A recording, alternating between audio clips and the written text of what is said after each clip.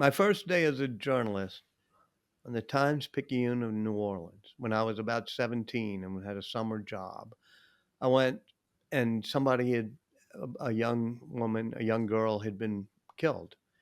And I went out and I was supposed to find out about it. And when I called the story back in, as the days before email, I had to go to a pay phone, if you remember what that was, and phone it back to the office. My editor said, "What happened when you interviewed the parents?"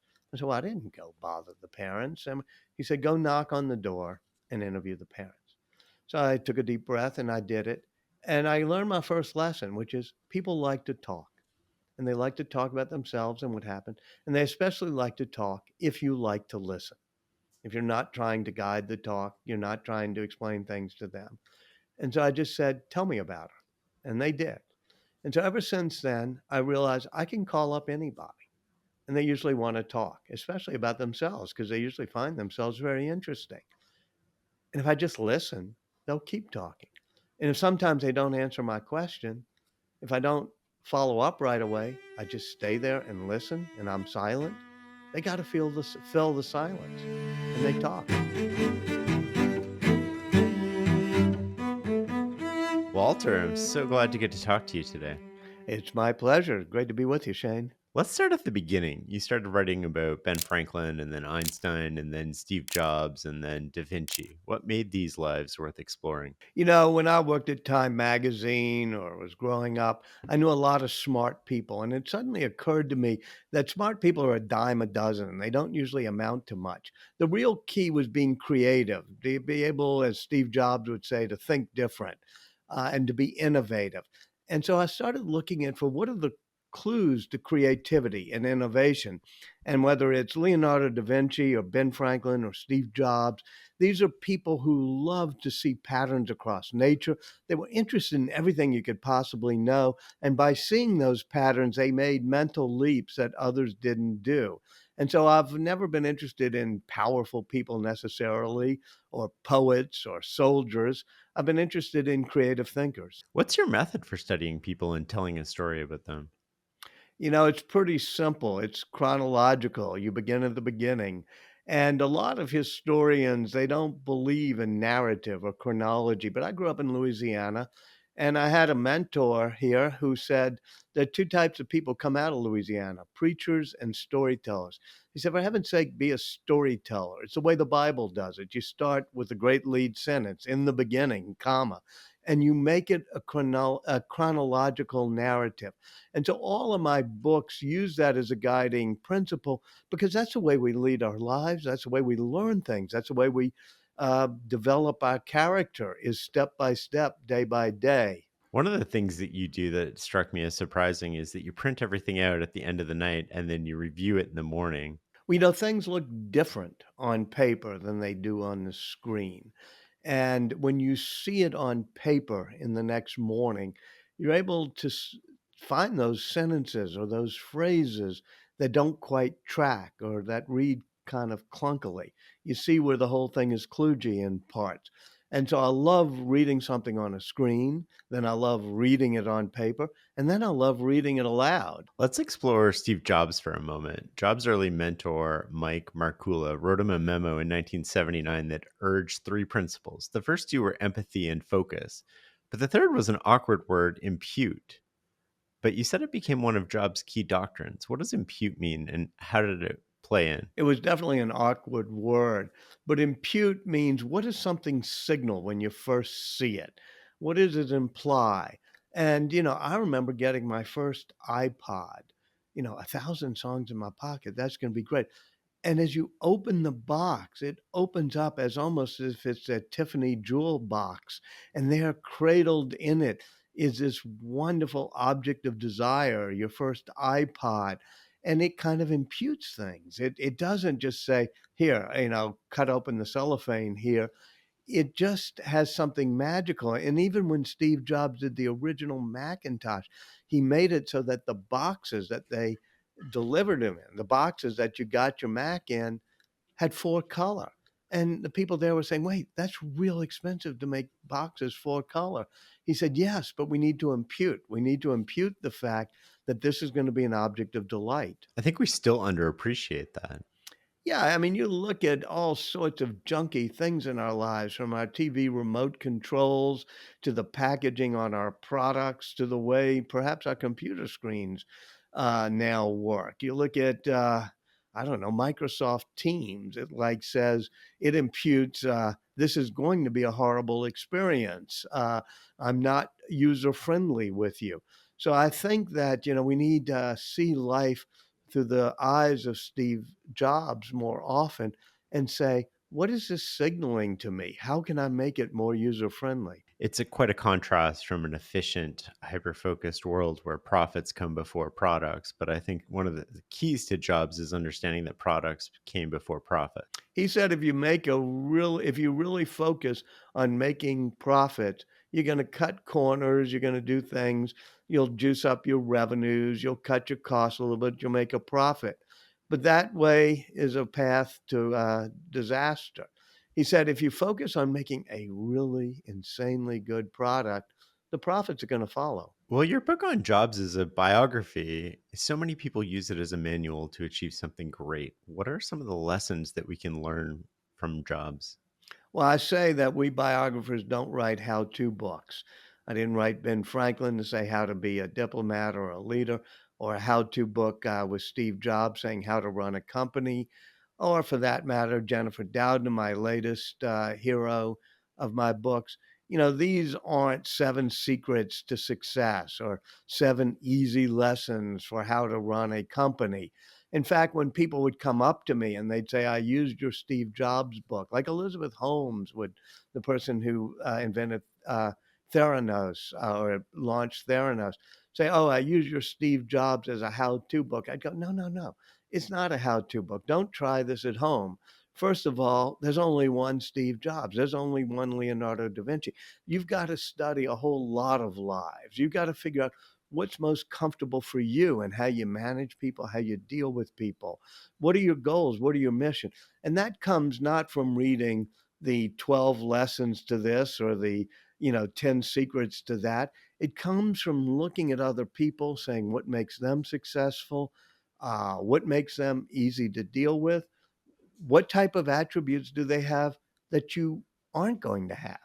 I mean, even if I wanted to be as successful as Steve Jobs, I would never have all those attributes. So I got to play with the cards that have been dealt with me and play to my own strengths. And that's what I try to do in my books is I say, I'm telling you about real people here, people made of flesh and blood.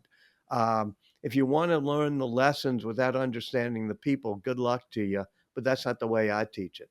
Jobs is famous for his intensity. Where did that come from? And how did he manage to avoid complacency? Well, he had a real focus to him. He cared. He had a passion. That passion was obsessive. I see it in a lot of people I've written about. There was a playful and obsessive passion in Leonardo da Vinci. He just wanted to understand everything he could possibly know about all things knowable. When he's doing the Mona Lisa, he's dissecting the human eye to see how light rays hit different parts of the retina. He's dissecting the muscles and nerves that touch the lips to see whether a muscle that moves the lips also moves the eyebrow, those type of things.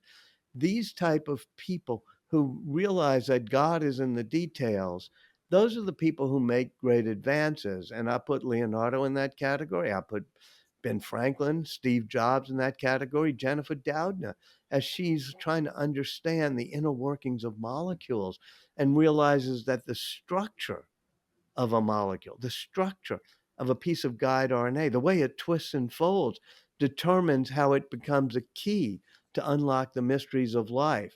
That type of passion about the details is to me one of the keys to creativity. I think you just gave a great preview of the rest of this episode. I want to get into all those people, but before we get there, I still want to continue on the thread of Steve Jobs a little bit because we're talking about sort of the pursuit of perfection and the small details. And Jobs was worried about things that nobody would ever see, like how it was laid out on the microboard and what was behind the screen that nobody would ever look at. How did that help him, and how do you think that hurt him?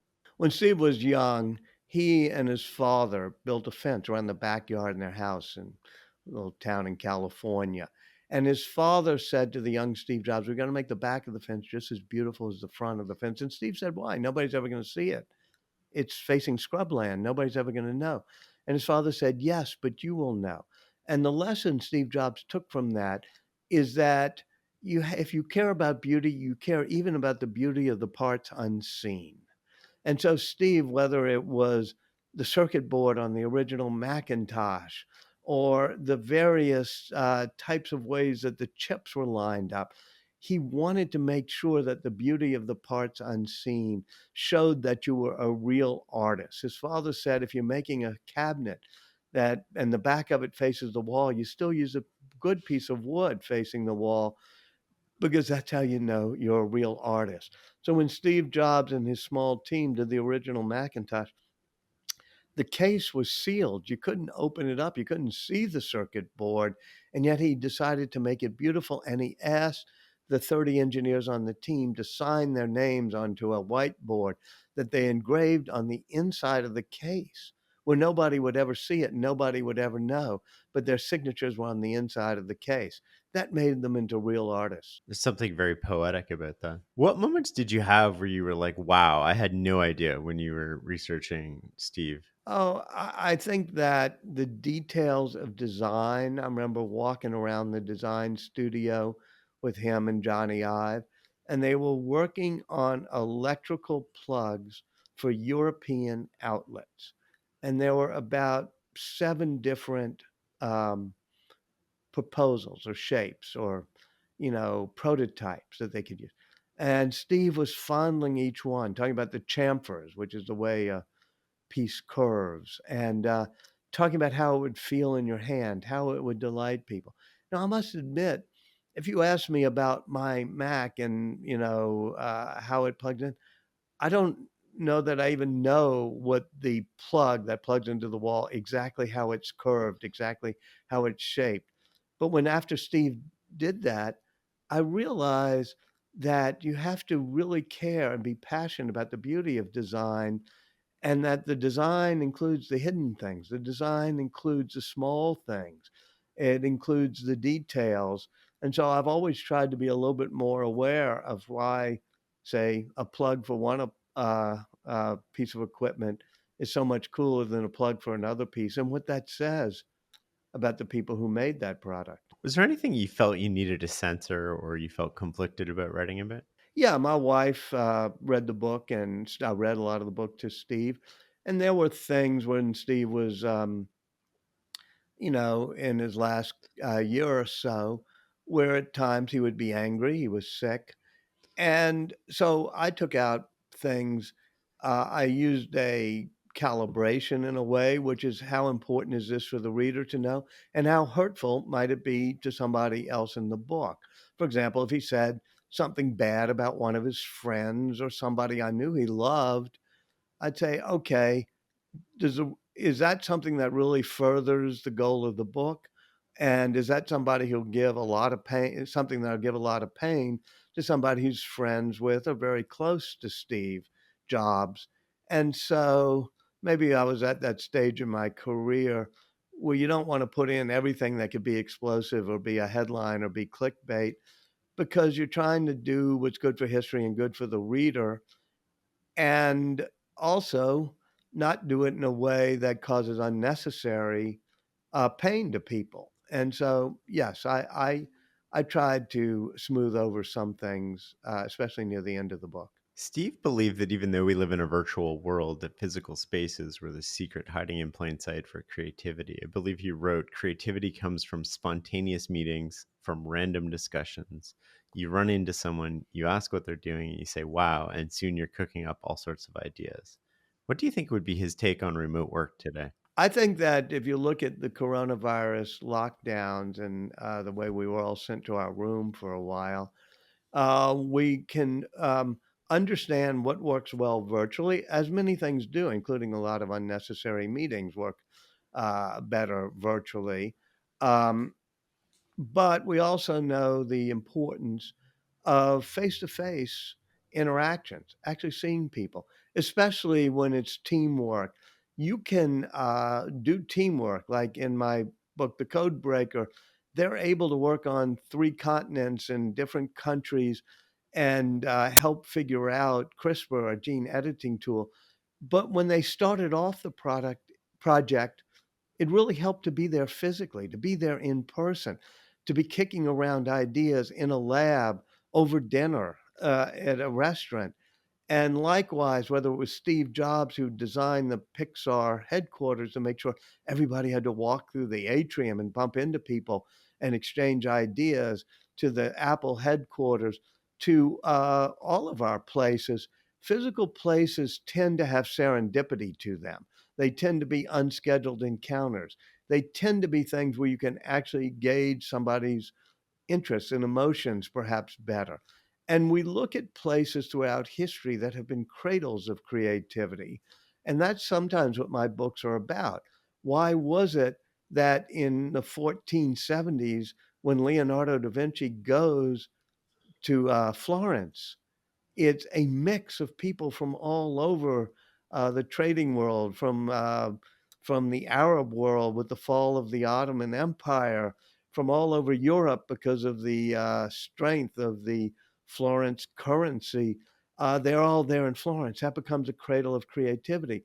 Likewise, Silicon Valley becomes a cradle of creativity in the 1970s, and for that matter, Philadelphia in the 1770s. And this happens because certain people get attracted to places where there's diverse ideas and an energy to them. And doing it on Zoom can sometimes recreate 60% of that. But as a professor at Tulane, here in New Orleans, uh, I did a lot of my teaching on Zoom, but I love the fact that the kids were actually on campus and that I could meet with them some. And now I'm back seeing them and we're just kicking around things and discussing things. I think Tulane was right to do in person campus even during some of the pandemic. And it showed me how important these in person encounters are. And if you ask the students and you ask them to compare their experiences to people who went to other universities that were shut down, they'll just tell you how important it was to be able to hang around other people. I like the idea of these pockets of sort of innovation that crop up, whether it's Britain or Florence or Silicon Valley. What's your hypotheses on why they tend to burn out? Well, they tend to burn out sometimes when the tolerance and the diversity that distinguished, say, Florence in the 1470s get hit by a Savonarola or somebody who's going to ban and burn books and have bonfires of the vanities. And we see the backlash against creativity, innovation, and diversity happening. We had happened in this country in over the past 4 or 5 years. It's happened in Europe some and in Hungary, so you see a backlash against modernity. You also see what's happening in the United States, which I think is really good, which is a dispersal of creativity and cradles of creativity. It used to be very concentrated in Silicon Valley when it was all engineer driven. But now that it's driven by people with creativity in various realms, whether it be music or art or literature, or for that matter, figuring out truck driving routes or figuring out manufacturing logistics or boxing materials. You see, and also where the creativity and the technology is not just digital engineering, but tends to have to be connected to the humanities, or for that matter, to the life sciences. So now in the United States, you're seeing places like Austin, Texas, or Nashville, or New Orleans, or Boston, of course, with the huge boom in biotech. That's super huge. That's, Kendall Square's the new Silicon Valley. But even in small places like Chattanooga or Cleveland, Mississippi, places with good colleges or universities where there's creativity, you don't have to have it all concentrated in Silicon Valley the way it was for the final quarter of the 20th century. Do you think we need it to sort of like come together for a revolution and then disperse, and then another 100 years from now come together again and then disperse with whatever the new technology is? Or is it something that can always be dispersed? I think that it's almost like we found during the pandemic, which is if you want some bursts of creativity, it helps to have a lot of people actually interacting in real time, face to face, in an intimate fashion. And then you can disperse that creativity. whether it's a group that gets together and starts figuring out how to do gene editing technology, and then they all go to their labs around the world and do it on Dropbox and Zoom and other ways of social media. I think that's a metaphor for how we as a society sometimes have big bangs that start in a singularity, a particular place, and then the energy gets dispersed, and uh, people during the pandemic moved to places like my hometown of New Orleans because they could work anywhere. And they decided they wanted to work in a place that was more fun or edgier or had more music or with more food, whatever they liked. And so that dispersal happened because of the pandemic. I think they also found that in places like that, where there are great research universities like Tulane or great medical centers, there's ways of having the creativity. But once again, as we see with this new revolution I write about in the Code Breakers, which is biotech, it does help to have a certain center of the explosion. At the moment, that's Kendall Square in Cambridge with Harvard and MIT, and then the Boston area, which has more research hospitals, inch for inch than any other place in the world. So you're right. It's sort of big bangs coming out of intense places like Kendall Square, Cambridge, or the Berkeley area now in California, where Jennifer Doudna is, but then dispersing, where we're watching in Memphis just recently, they're using CRISPR to cure people of sickle cell. Well, that's Memphis is a new center of creativity. I want to get to CRISPR. I mean, part of the challenge of interviewing somebody like you who's written so many amazing works about so many people is there's so much to talk about. Mm. Steve saw firsthand how money changed people at Apple and how a lot of the misfits started to act rich. I think he had a comment about fancy cars and big homes. And how did he keep so grounded throughout life and not let money ruin him? I think it's important for people not to be driven just by the toys you can buy. I see that in Elon Musk now compared to some other billionaires. He's not defining himself by the amount of houses. I think he's divesting himself of his houses. Steve Jobs never had the fanciest mansions, and he took quite a long time before he even got furniture for them because he didn't define himself by material objects. Near the end of his life, I asked him, about the meaning of all this. And he said that he'd learned from his guru in India that life is like a river. And at first, you think that um, if you're successful, you get to take many things out of the river, products people have made or ideas they've come up with. But he said, eventually in life, you realize that it's not what you get to take out of the river, it's what you get to put into the river. He was a very spiritual person, guided by his Zen Buddhist training. And I think that helped keep him grounded. Not only was he spiritual, he had a reputation for being hard on people. I think at one point he said, "I don't think I run roughshod over people, but if something sucks, I tell them to their face. It's my job to be honest." Have we lost that today? Well, intellectual honesty is something that can push people, make people a great leader, is something that I've been a manager, I've run companies. I know that being really brutal and intellectually honest to people is important. First of all, you motivate them, you drive them, you let them know where they're not performing and how they can. And you make sure that you don't have a team, as Steve Jobs said, that's filled with B players. You only got A players on the team. I think we all have to look into ourselves as managers. I had many failings as a manager when I ran Time Magazine or CNN. And one of my failings is I wasn't as comfortable being brutally honest or telling people they sucked as perhaps a stronger manager would have been. But after a while, I realized, all right, I got to play to the strengths I have. I look at somebody like, Elon Musk or Jeff Bezos or Bill Gates, people who have run great companies. I look at how Jennifer Doudna forms a lab and a consortium to do experiments on gene editing. And I say, how do you form teams? Jennifer Doudna will tell me, I like to make sure everybody meets each other before they join our team and that they all feel that they fit in and everybody feels they fit in. And I said, well, that's a little different than a Steve Jobs who likes creative tension, likes to make sure that people are going to sometimes push back and not just go with the flow.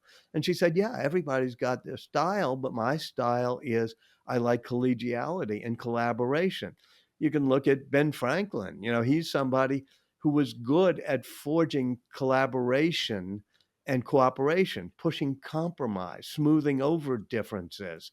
He was definitely not known for intellectual honesty. In fact, sometimes he was considered being too diplomatic, which is a euphemism for not being all that intellectually honest.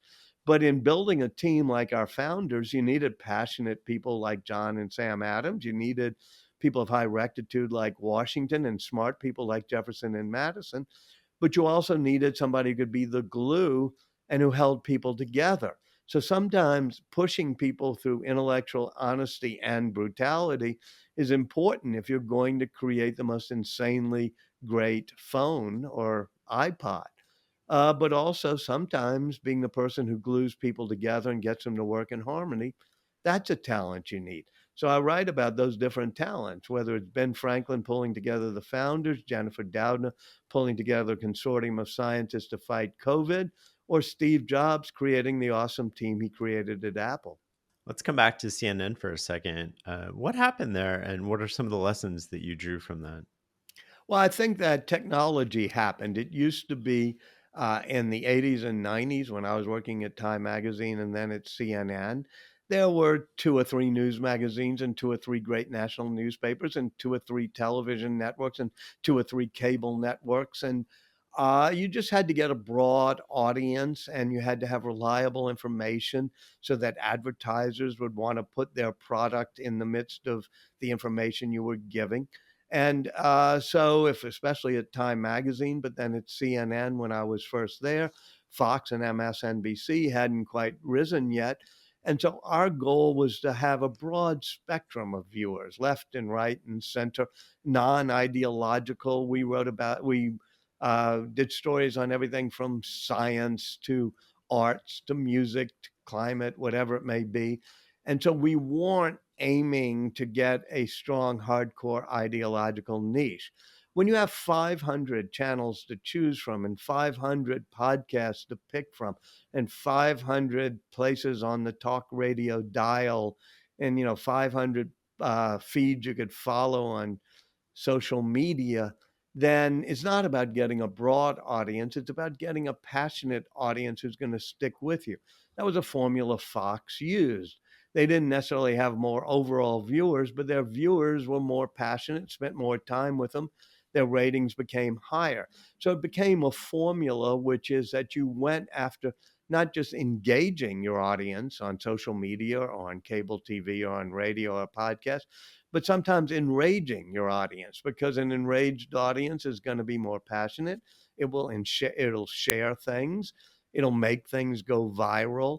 And so I think all of media suffered because the algorithms and the ratings and everything else provided incentives for things that were tended to be divisive and uh, outraging people, and that gave us the type of more charged and sometimes more partisan atmosphere we have today. How do you think we sort of bring that back, or do we, or is this something where you've walked through a one-way door and there is no going back? Well, not all problems have solutions, and it's clear globally we're having problems having a social media and digital media that has high value information, is reliable, and doesn't incent the spread of misinformation or of inflammatory things that are designed to get people mad.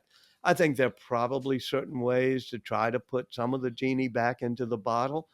That includes, in my mind, getting user revenue, reader revenue. I think that if you're only chasing eyeballs as clickbait for advertisers, then you're going to have a different incentive than if you're the Wall Street Journal or the New York Times or a many other things, a Vox Media, whatever may be your preference.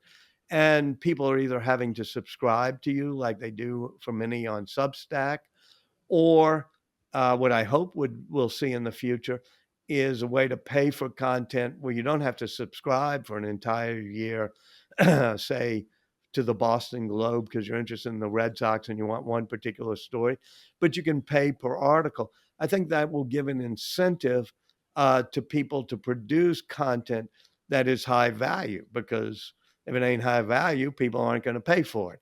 And it'll likewise, yeah, incent uh, the notion that you have to have reliable information. So I think when we get to other business models where people are having the option to pay for content or the option to have only advertiser driven content, that might provide an economic foundation for higher value information and for information that's there to inform rather than to inflame. I want to switch gears here and come back to Da Vinci for a second. I mean, I think it seems natural to sort of explore Da Vinci after Jobs because, like Jobs, he was at the intersection of technology and arts, only in a very different era. I think you said Leonardo had the ability not just to connect art and science, but to make no distinction between the beauty of art and science. I remember all of Steve Jobs' product presentations. They'd end with that street sign showing an intersection of two streets called the arts and technology, or the liberal arts and engineering. And I think people who stand at that intersection tend to be more creative.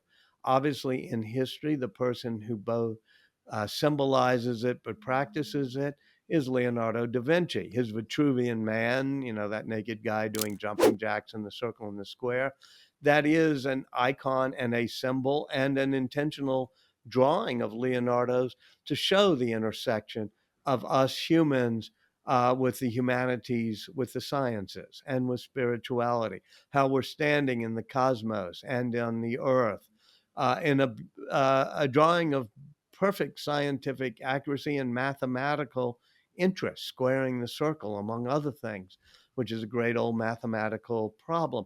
So Leonardo da Vinci was the person in history who did the most to understand all that was understandable about all things that you could have knowledge of, from art to anatomy, from math to music to zoology. He tried to understand everything. And I think that that was a key not only to his creativity, but what he represented, which was known as the Renaissance man. And that's what the Renaissance was all about, the rediscovery of classical knowledge, but also the connection of the humanities to the sciences. Before then, most wisdom, including scientific wisdom, was handed down by people who interpreted the teachings of the church. Suddenly, with Leonardo, you're, as he put it, following people like himself, he called himself a disciple of experiments, of experience.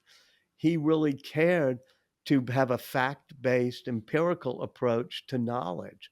And that connected it to the humanities. And that's what the Renaissance was about. He was a bit of a misfit, and getting back to that sort of observation of reality or experiential learning, that was a byproduct of him being an illegitimate child, was it not? Well, Leonardo definitely did not fit in. He was born out of wedlock. He was gay. He was left handed. He was distracted. He had flamboyant ways of dressing. And as a young teenager, he arrives in Florence not fitting in. And yet, Florence, and this is why it's a cradle of creativity, embraces him. The Medici family gives him work. And there you have Leonardo who both fits in and doesn't fit in. And so he has a deep curiosity about the cosmos. What is our role in the cosmos? How do we find ourselves in this strange world? How are we supposed to fit in? So throughout his life, he's driven by a passion and by a curiosity about what is this world in which we find ourselves and how do we fit in? One thing I like about Da Vinci, at least, or I took away from your work, is it doesn't appear he has like a mind like Newton that just has so much more horsepower than we have, and could do things that we could never do. It seems like the stuff that he did was within our reach, and it was driven by almost just pure curiosity. How did he go about pursuing so many interests and so many subjects and get so much mental horsepower out of his mind? It's a good point because I wrote about Albert Einstein, and none of us can really truly aspire to be Einstein. He had more mental processing power. He's able to do the equations that describe general relativity, things that most of us mortals would not be able to accomplish. But Leonardo da Vinci, and Ben Franklin for that matter, were not necessarily the highest powered intellectual firepower people of their time. Leonardo was probably not as great of a, intellectual rigor as Luca Pacioli, his friend who was a mathematician. But what Leonardo da Vinci had, just like Benjamin Franklin had, just like Steve Jobs had, was an insatiable curiosity and a willingness to be curious about those things that you and I sort of quit noticing after a while. I looked in Leonardo's notebooks. I was reading through his notebooks, and there's a section on why is the sky blue? I can look right out of my window here right now. It's a deep blue sky, but I've spent all day not puzzling why is the sky blue? And what amazed me when I saw that in Leonardo's notebooks was boom, it's in Einstein's notebooks. He writes, why is the Mm. sky blue? They both do experiments. Leonardo sprays water in the air and shines light through it. Einstein, is using Lord Rayleigh's formula for the diffraction of the spectrum of light, all trying to figure out why the sky is blue. Now, you and I are not necessarily going to do all these science experiments, but every day we can push ourselves to be a little bit more curious, to see the water rippling as Ben Franklin did on a pond and say, why do the ripples go a different way from the wind? Or why does the duck have webbed feet, which causes Franklin to invent swimming flippers and causes Leonardo to try to understand flying? And we see it as a kid. We're all curious as kids until grown-ups say, quit asking so many dumb questions. And then we get sort of the curiosity kicked out of us. But Leonardo teaches us that to be creative, all we have to do is nurture that natural curiosity we all have inside of us. One of the things that struck me that you wrote about a little bit was why fish are faster in water than birds are in air. Can you explain that? Well, yeah, I mean, these are the type of things that Leonardo was curious about. Leonardo says, wait, water is heavier. It's harder to go through. Why can fish go faster than birds? And he looks at how birds flap their wings. He notices which species flap them up faster or flap them down faster when they take off. He notices how the web feet of duck work. He does experiments with flowing water. So does Ben Franklin when he gets to London. Franklin has a little machine that shows flowing water, and he's looking for how things resist the flow of water and how they can use water, use a flipper in water to go faster because there's more to push against than there is with the air. Now, these are simple things. You and I can figure out hey, you can push against water, you can push against air, what will work, what won't. But the thing about Ben Franklin and about Leonardo da Vinci is that they're both doing that. And they're even making little experiments, desktop experiments to figure it out. What was Da Vinci's relationship with Michelangelo? Not good. They were both in Florence, both gay. Leonardo was proudly and openly gay, had a boyfriend, Salai, who he draws and writes about and brings with him wherever he goes. Um, but Michelangelo, it was sort of known as the agony and the ecstasy. He feared the wrath of the Lord. He was much more religious than Leonardo da Vinci was, agonized about his, sexual orientation and many other things. And so they're not destined to be the best friends. Michelangelo is a little bit younger, but they're both the superstars in the art world in Florence in the late 1400s. And they have a few encounters on the street that turn a bit nasty.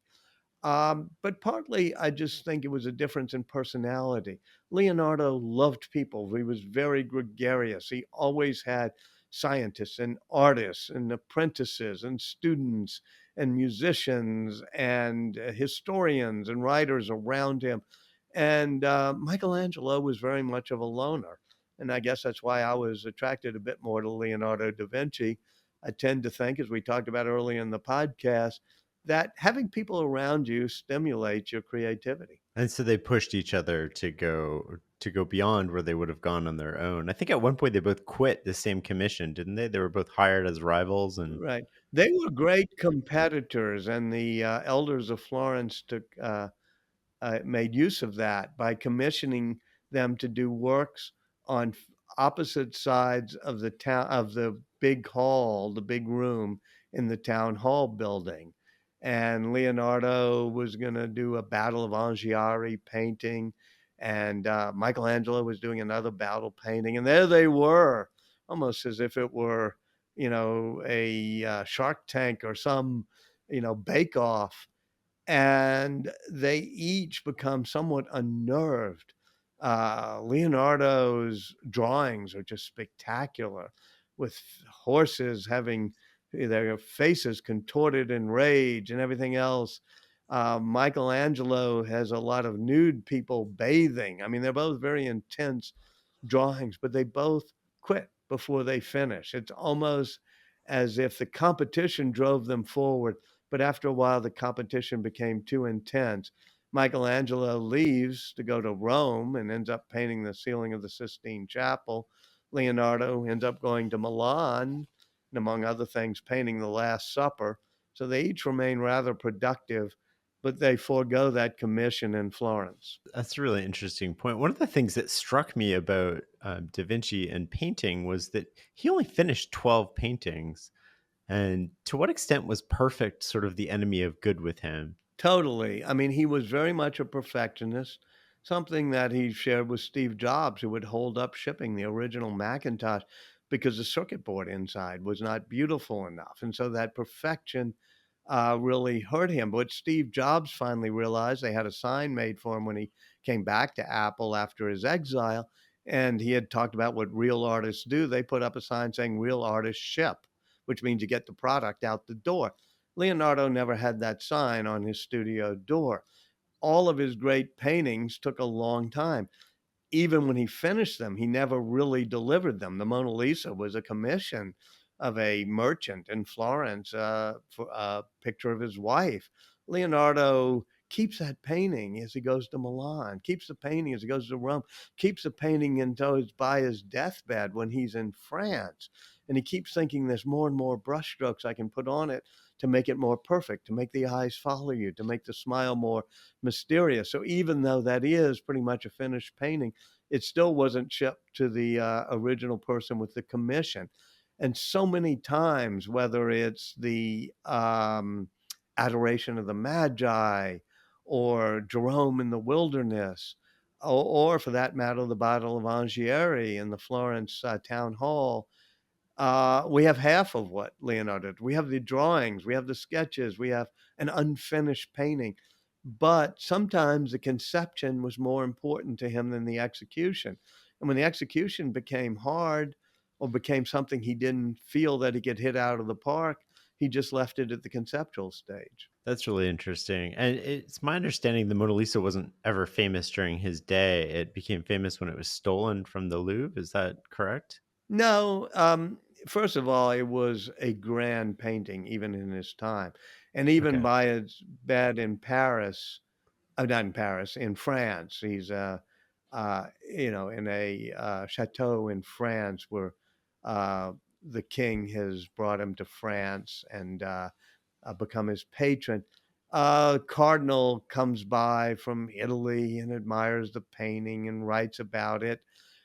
So it was known by the end of Leonardo's life that it was going to be a masterpiece. It doesn't become the most famous painting in the world. In fact, it remains part of the collections of the King of France. It's, hung in their chateaus and eventually in their castles.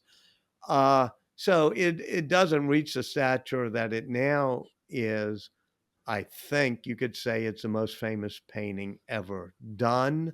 And that grows over time, including when it was once stolen. But over the course of history, that painting has mesmerized art critics more and more. And it really is interactive. It really does speak to you. When you first see the Mona Lisa, you might be disappointed. It's rather small. But as you spend time with it, it continues to delight and to surprise you even as you move your head and watch the lips and the eyes change. It's a masterpiece of both science and of art. And that was through the painstaking addition of microscopic sort of brushstrokes over years and years and years to create that effect. Is that correct? Absolutely. The more layers, sheer thin layers of his painting, his brushstrokes, because he understands how light diffracts, how it hits our eye. That if it hits the center of our eye, you see more detail. If it hits the corner of our eye, you see shadows and colors better. So if you look at the very detail directly at the corner of the lips of the Mona Lisa, they actually aren't turned up. But as you move your head a little bit and you catch the shadows and the colors better, the lips seem to turn up.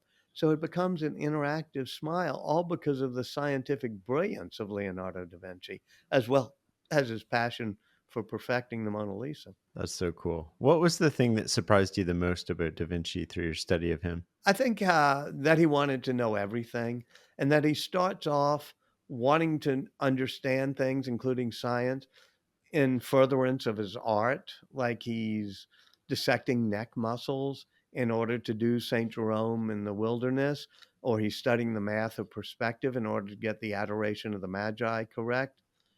But then after a while, he's dissecting uh, cadavers, to study the muscles and the skeleton. But he's going down. He's studying the heart. He's studying the heart valves. This is not what you need to know for your paintings. He's doing it not because it's useful, but because he's curious. And I think what surprised me was that Leonardo da Vinci's curiosity was driven not because there was some utility to it, but because it delighted him. I want to come next to Ada Lovelace. You considered, or is that how you say it? Ada Lovelace? Lovelace? Ada, Ada. Ada. I want to come next to Ada Lovelace. You considered writing a biography on her. In fact, she's the first and last figure in your book, The Innovators. What makes her such a special historical figure? She was the first person to understand the general purpose computer could do. And she writes the first algorithm. So, in many ways, she has the conceptual birth of the computer. And what struck me as something we've talked about in this podcast was people who stand at the intersection of the arts and the sciences. Her father was Lord Byron, the great romantic poet, but her mother wasn't particularly fond of Lord Byron when Ada was growing up. If you know anything about Lord Byron, he wasn't the perfect husband. And so Ada's mother had Ada tutored only in mathematics, hoping it would prevent her from being poetical. Instead, Ada invents what she calls poetical science, not invents, but she embraces poetical science, loving both the humanities and the science, loving math as well as poetry. And so when she sees the looms in England that are weaving these great patterns using punch cards, she realizes that the use of punch cards to determine how a beautiful pattern could be woven, that those punch cards could be used on a machine that one of her friends, Charles Babbage, was doing called the analytical engine, which was a numerical calculator. And you could use punch cards. And what Ada wrote in her notes to the analytical engine was that with this type of device, the machine could do not only numbers, but anything that could be notated in symbols. It could do words, it could do music, it could do patterns, it could do art. And what does that remind you of? That's what a general purpose computer can do. It can manipulate the information of anything that can be notated in symbols. And so this was a great intellectual leap, underappreciated by history, except for those who are fans of Ada Lovelace and their legion. And this wasn't appreciated until later with Alan Turing, right?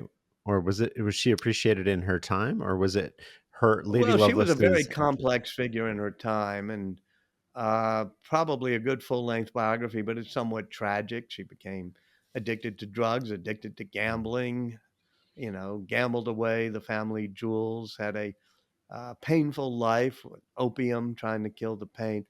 But so she was not a great figure of history, but she did lay down the idea that machines could do everything except think on their own, that machines could not be creative, that it took the humans to be creative ones, to come up with new ideas, to think different, whereas the machines could process based on instructions we gave them. Alan Turing, a century after Ada Lovelace writes her notes on the analytical engine, writes his book, his paper called "Can Machines Think?" And he writes about what he calls Ada Lovelace's objection, Lady Lovelace's objection, he calls it, which is that machines can't think, that they'll be able to process any symbols we give them, but they won't be able to be creative thought. And Turing sort of pushes the opposite approach, which is yes, machines will be able to think. We will have machine learning. We'll eventually have artificial intelligence.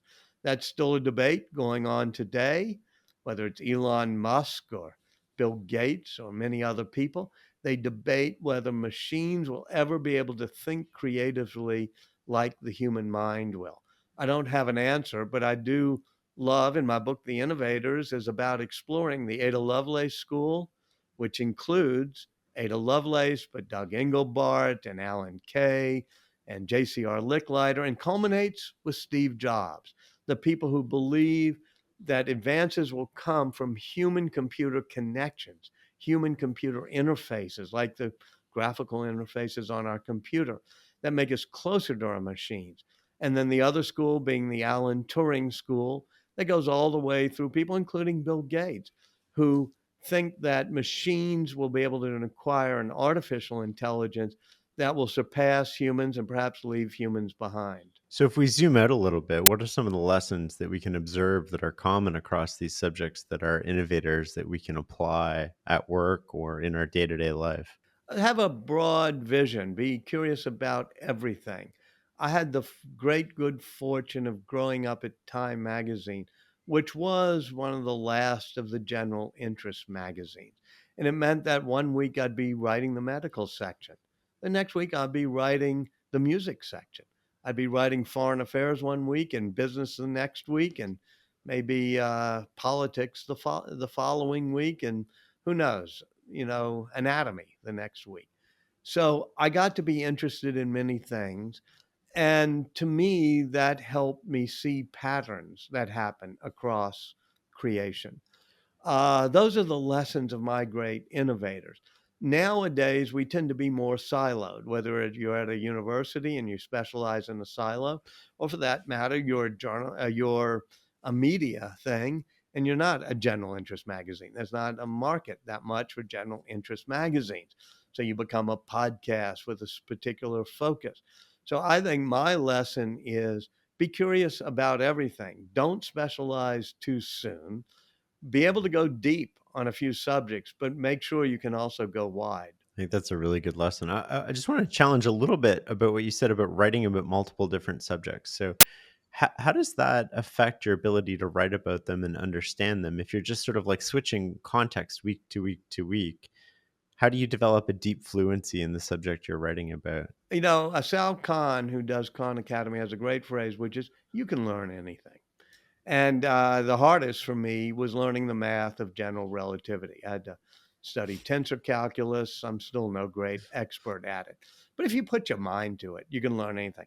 After learning the mathematical equations of general relativity from my Einstein bio, and by the way, I didn't put them in the book. I just felt I had to know it in order to simplify it in the book.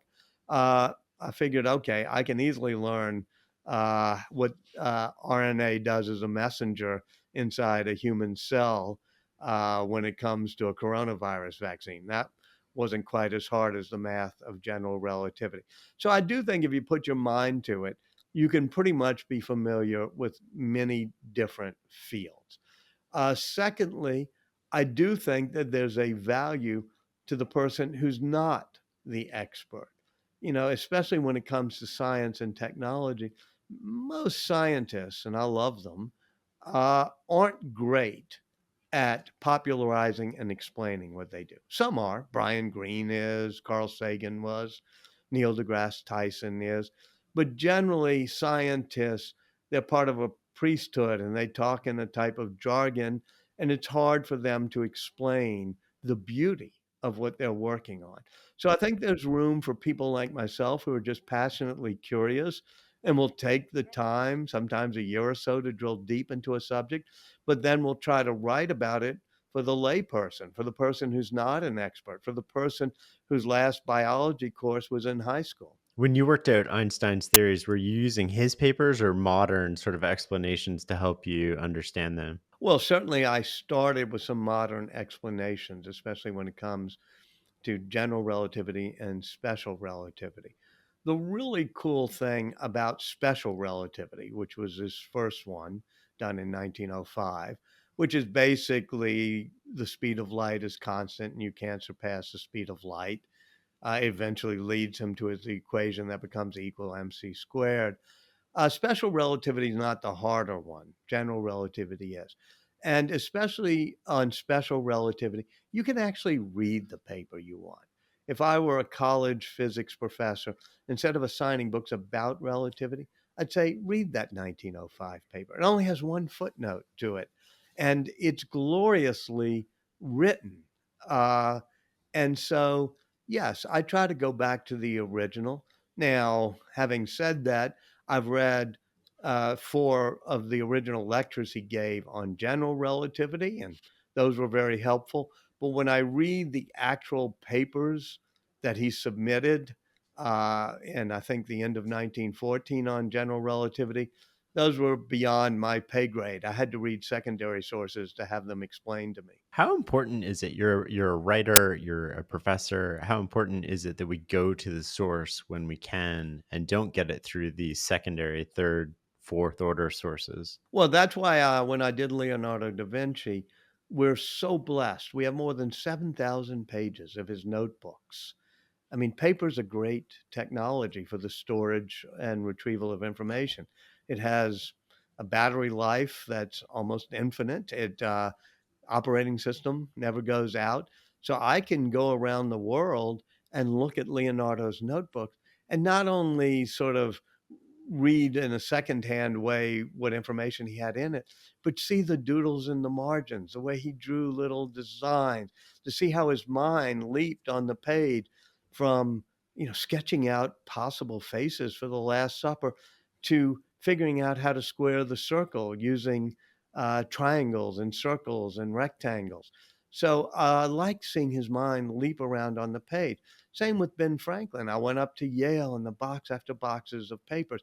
Einstein's papers, in the end, I read most of them in bound volumes, which you can actually see behind my shoulder that are on my bookshelf. But I went to Hebrew University, where the original papers are, and to Caltech, where the Papers Project is, because I actually wanted to see those last pages of his notebooks, because I think there's something inspiring too about seeing the original physical product. I like the inspiration and sort of the doodles and the added context. I also think that there's something to seeing their own words and seeing the what they thought was important and maybe the variables they thought were important or how they intersected and played out over time versus the interpretations of other people, which are simplifying by necessarily simplifying, I guess. I think something's lost in I that. also find that when it's possible, when it's about a contemporary figure, you can read all of the secondary sources and then you can read the original documents,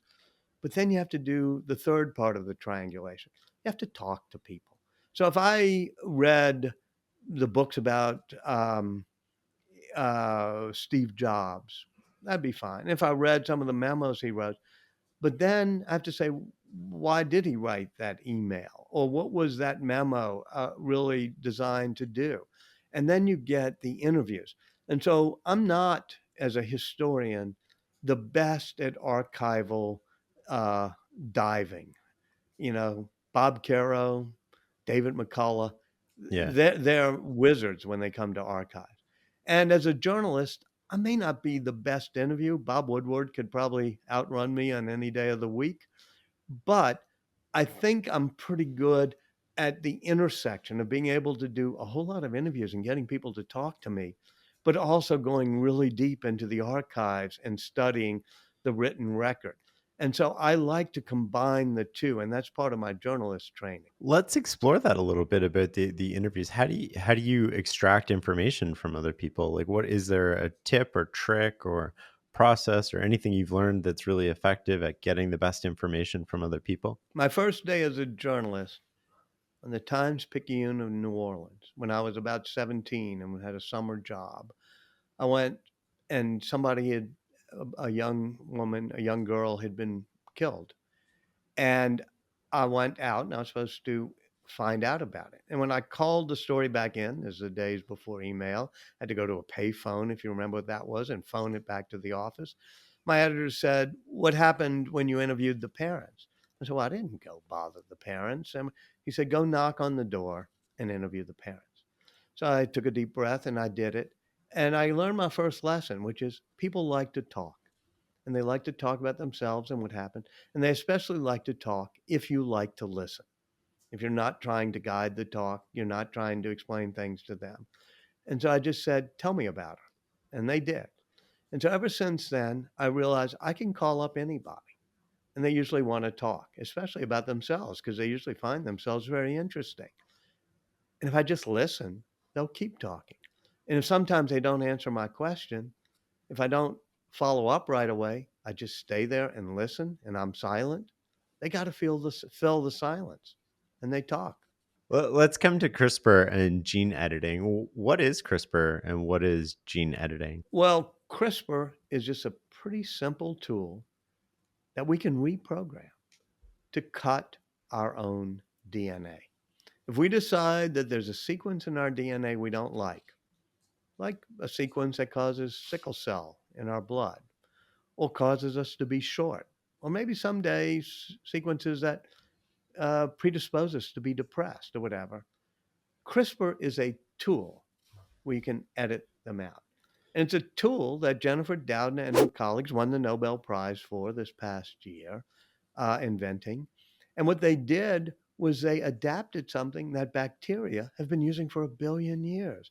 Bacteria have these clustered, repeated, interspersed sequences known as CRISPRs in their own genetic code. And that comes from having to fight off viruses. They take a mugshot of the virus that attacks them. And then if the virus attacks again, they use a scissors, known as an enzyme, to cut it up. And that's pretty useful in this year when we've had to learn how to fight viruses. It's also useful because you can repurpose that tool to cut our own DNA, to edit our own genes. I mean, the promise of this on one hand is sort of like making our lives better, fighting cancer, fighting COVID. We're taller, we're faster, we're smarter, we're stronger. And yet, on the other hand, we have things like bioweapons, designer babies. Are we messing with things we don't understand? Yes, and that's why Jennifer Doudna, after she invented this technology, was shaken because she had a nightmare that somebody wanted to understand the technology she invented. She goes into the room and it's Adolf Hitler. And she realizes that in the wrong hands or with the wrong sets of social guidance on what we're going to use this tool for, it could be both something of great promise, but also of peril. So my book is about her not only inventing these tools with her colleagues, but also then gathering scientists as well as ethicists and politicians and ordinary people to say, what are the rules of the road? Are we going to use this tool? Should we allow this tool to be used to fight sickle cell anemia? Well, yeah, that makes sense. And what about used in people to uh, make us more immune to viruses? Well, maybe that makes sense. What about increasing our memory? Well, do we want to do that? What about allowing rich people to buy better memory for their kids? But since this technology is not going to be free, it'll encode the inequalities of our society into our species. Well, we know we don't want to go there. So my book not only is about understanding what the technology is, but I want people to understand it because we're all going to have to be part of this discussion. We can't cede it to the scientists to be in charge of this. And so the book is about this part of the last half of the book is about going step by step, saying when should we use it and when should we not, We all have to be part of this discussion. One thing that's interesting about this discussion is unlike weapons of mass destruction, where they're hard to accumulate, they're in relatively few hands.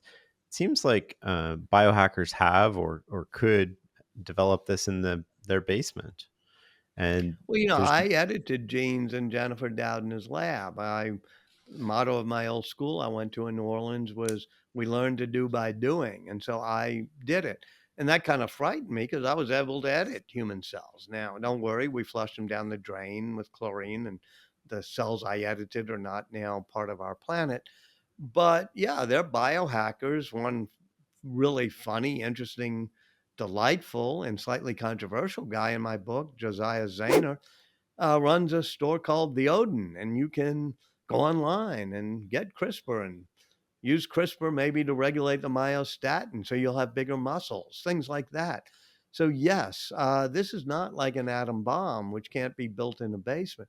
So, we're going to have to learn what are the social rules of the road in doing this. but how do we enforce those rules? Well, I think they only get to be enforced if we all agree to them. And that's why I wrote this book, which is I'm hoping we'll talk about this enough and we'll have a social consensus.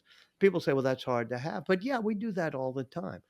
We have social consensus now, maybe against elephant tusks trafficking or Mm. slavery, child trafficking, or against certain drugs. And yeah, people can make drugs and people can smuggle drugs or whatever, but we sort of have social rules against everything from shoplifting to drug trafficking to whatever.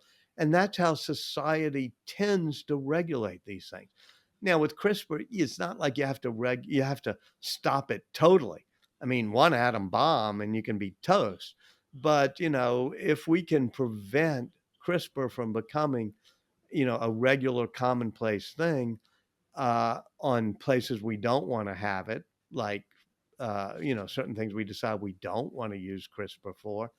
Uh, I think we'll be able as a society to um, decide no, this is where you don't go and this is where you do go. It strikes me that one of the places that have an immediate incentive to use this, aside from what we've talked about, is sort of sports, athletes at the Well, yeah, top of the if we can cure as we have sickle cell this past year by making blood cells that aren't sickled and can carry more oxygen, well, there are other genetic traits of blood cells, including mutations that a lot of sprinters and great bicyclists have that allow your blood cells to carry more oxygen. That would be a pretty easy fix if you wanted to, win the Tour de France. But more importantly, if you decide you want to edit your children so that they will yeah. be great athletes and they can have faster muscle reflexes or blood that carries more oxygen, and that's something that is doable in the next 20, 30 years, or maybe before then, but that could be commonplace in the next 20 or 30 years. But we have to decide whether we want it. And you say, well, can we control it?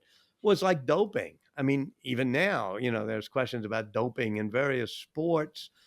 Uh, yeah, we try to control it. And sometimes we don't control it perfectly, but we say, here's what we feel should happen, and here's what we feel should not happen. We And can test for my yeah. book, I try to take you through that so we'll all be able to debate that, not just debate it, but discuss it over dinner and say, would we go here? Would I design a children to be this way? With doping, we can test for it. We can't really test if somebody's edited their genes, can we? Yeah, well, I think there's certain ways you can know if gene editing has occurred. And there's certain natural mutations that, say, good sprinters tend to have, which allow their blood to carry more oxygen. So if you secretly caused your child to have that mutation, it would probably be hard to know that it wasn't just a natural one. Although, if somebody wanted to test your own DNA and say, wait a minute, that kid could not have naturally inherited that sequence, there are ways you could do it, but here's a more philosophical question. Why is it that we would say it's unfair to edit your kid to have that mutation to carry more blood oxygen? But it is fair if it just randomly happens and you happen to be born in whatever, Sweden or in Kenya or someplace, and you have that mutation, is that more fair that some people, as part of a natural lottery, get that mutation? Is that more fair than getting it from your, parents, doctors, and geneticists? So it's a complicated moral question about what's fair. What's Jennifer's take on how this should be, I wouldn't say regulated, but thought of, or what's Yeah, the in my end? book, after I discuss her having the nightmare about Hitler, she goes on a journey to bring scientists together and to discuss things.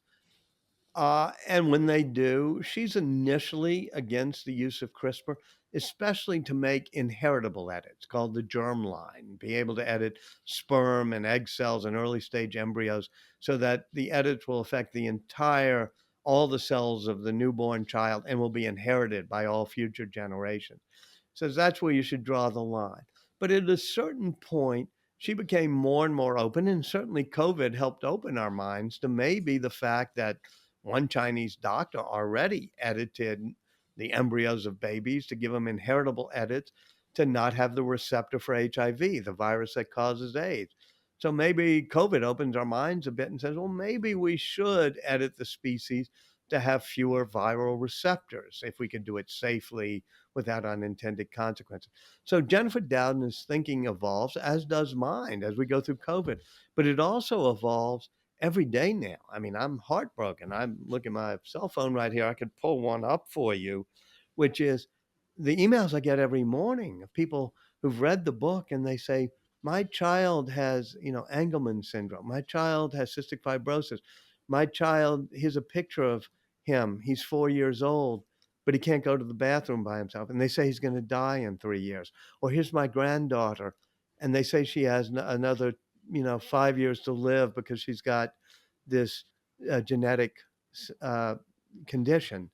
Can you get me in touch with Jennifer Doudna? Can you save my baby? Well, I can't save their baby. But it does make me think, yes, we've got to progress with CRISPR and other gene editing tools because it'll alleviate a lot of misery. On one hand, we have the why should we do it, but on the other hand, why not? Why not do it? And how can we sometimes say no? How do you say no to somebody whose kid has multiple sclerosis or cystic fibrosis or has Huntington's and say, we're not going to try to edit that out? Would it be immoral not to use it? Jennifer had her own Michelangelo through this. There was a bit of competition, I understand, in terms Yeah. of coming up with this. Can you explain that story to us? Yeah, the book is partly about the great race between Jennifer Doudna and her team, which includes Emmanuel Charpentier, the French biologist who won the Nobel Prize with her. And they're competing against many labs around the world, but especially a really great and charming young scientist named Feng Zhang, who is at the Broad Institute of MIT and Harvard. And after Jennifer and Emmanuel discover how CRISPR can be engineered to be a tool to cut DNA, a race ensues to say who can make it work and show how it works in human cells first. And it takes them both 6 months, along with some other labs. And it's a race that Jennifer Doudna's team loses actually by 2 weeks. And Feng Zhang's team gets the first patents on it. And they've been involved in both this race and this competition and now a patent battle over it. So competition helps spur science. It's a good thing. Competition can be for patents, it can be for Nobel Prizes, it can be for publication priority. And in this case, it's a race. Just like when Jennifer was a young child, she read The Double Helix, the book that Jim Watson wrote about the discovery of the structure of DNA and the race that he and Francis Crick ran against Rosalind Franklin and Maurice Wilkins at another university and against Linus Pauling. So competition can make you do bad things. Crick and Watson purloined the imagery done by Rosalind Franklin without her permission. But competition also causes you to work nights and weekends. So my book is about the good sides and the bad sides of competition and the good sides and the bad sides of collaboration. If she finished second, how did she and her partner there win the Nobel Prize? Well, the Nobel Prize was given partly for the original discovery, which Jennifer Doudna and Emmanuel Charpentier clearly made in the middle of 2012. which is discovering how to repurpose a CRISPR system like the one bacteria use and make it cut DNA at a targeted spot. They showed how you could engineer a guide made of RNA that would say, cut the DNA right here. And so that's the big breakthrough. That's the publication in the middle of 2012 that sets this thing in motion. 6 months later, at the beginning of 2013, they both published how do you optimize this tool to work in human cells. Now, the patent battle is over. What's the more important discovery? What's the original discovery? Was it obvious? And that's a term of law, obviousness, that once you made the discovery that Jennifer Doudna and Emmanuel Charpentier made, was it obvious how to make it work in human cells? And then the Nobel Prize Committee is mainly for discoveries. And I was surprised. I stayed up, I woke up early that morning, 4 a.m., to hear the Nobel announcement, thinking it would not be CRISPR. You know, it would take many years before CRISPR would win the Nobel Prize. But then when I heard on the live stream them announce that it was for rewriting the code of life, I knew it was going to be for CRISPR. And then they name Emmanuel Charpentier. They name Jennifer Doudna, the two heroes in my book. And I take a pause because there's always three, or there's usually three. And then there was never not a third.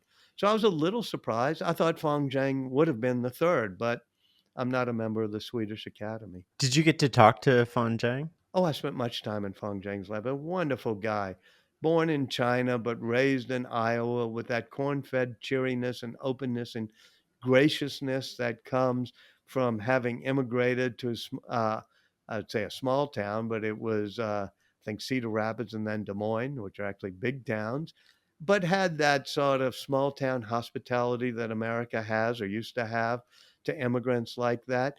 And this would have made America great and made him such a cheery, wonderful, open character who invited me to his lab, even though he knew I was writing about his competitor. So he's one of the heroes of the book as well. I'm curious where his opinion on how this plays out or should be used is different from Jennifer's. I think that uh, a couple of years ago, there was a dispute or disagreement among scientists about whether to have an outright moratorium. In other words, to say on inheritable edits. In other words, don't use it in reproductive cells or early stage embryos. And after the Chinese doctor did that to cut out the receptor for HIV, the virus that causes AIDS, there was an uproar, and a group of scientists said, let's have a moratorium. And those scientists were led by Eric Lander, a truly brilliant, charismatic scientist who ran the Broad Institute where Fong Zhang worked. He's now the chief science advisor to President Biden. So Eric Lander and his camp were in favor of a moratorium, and that included Fong Zhang. Jennifer Doudna was in a slightly different camp, which said, we don't want to do this right away. Let's have some guidelines about when you would make inheritable edits, but let's keep the research going. And let's not use the word moratorium, because a moratorium, once you impose it, it sort of becomes a moral thing and it gets harder to lift. So they generally agree about the use of CRISPR and gene editing, but that was sort of a small difference in the past few years. Are there any areas where you disagree with them? You know, my thinking evolves every time I get an email. My thinking evolves. I'll tell you the story not about me, but about a wonderful ethicist in my book. He's actually only 17. His name is David Sanchez. You'll see the picture of him looking at a little tube of blood because he's a 17-year-old who loves playing basketball, except for when he doubles over in pain in the middle of the court because he has sickle cell. And so they're treating him for sickle cell at Stanford. At one point, Matthew Porteous, who's a great genetic engineer there, says, we may be able someday to edit your sperm or reproductive cells so your children won't have sickle cell. And David Sanchez says, that would be great. But then a little later he says, but maybe that should be up to my kids after they're born for them to get to decide, do they want to be edited? And you think, what's that all about? He says, well, sickle cell forged my character. It made me persistent. It gave me empathy. It taught me how to get up off the floor. So Mm. maybe it's useful for my kids to have that. Maybe they should decide. And I thought that's pretty profound. But then I asked him a few months later, I said, "What do you think?" And he said, "I think I would edit my kids. I don't want them to have sickles." I said, "What about persistence and empathy?" He said, "I'd try to teach them that, but I don't want them to feel the pain." Now, the reason I tell this story is not because there's a right answer, but because David, in his wisdom, had first thoughts, second thoughts, third thoughts. So, to answer your question, I have first thoughts, I have second thoughts. I'm now on to my third thoughts, and someday we'll be on to my fourth thought. My book is not about giving the answers. I'm going to hurt the sales of the book by telling you there's no last chapter with the answers, but their first, second, third, and fourth thoughts in the book about different types of where we should go. Maybe we should use it here. What about depression? What about psychology? What about schizophrenia?